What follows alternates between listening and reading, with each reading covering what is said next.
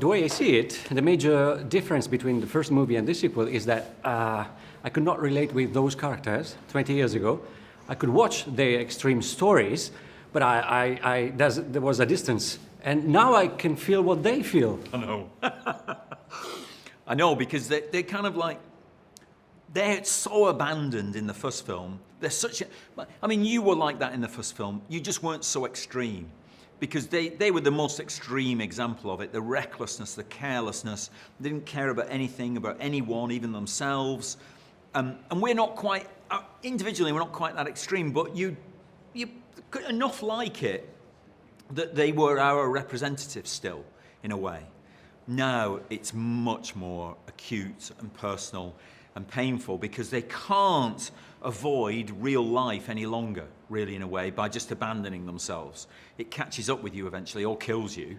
You know, those are your two choices. You've got to catch up or it'll kill you. And so they have to play catch up, really, about what has time done to them, really. And you discover that, having spent their youth not caring about time, now the tragedy of age, one of the tragedies of age is that you find out that time doesn't care about you. So they're trying to relive their past constantly, you know, or take vengeance on it. They're obsessed with their past, and yet they've got to live in the present day where there are children all around.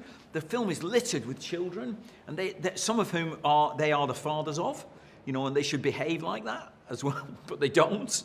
You know, so yes, there's much to relate to in it, I think.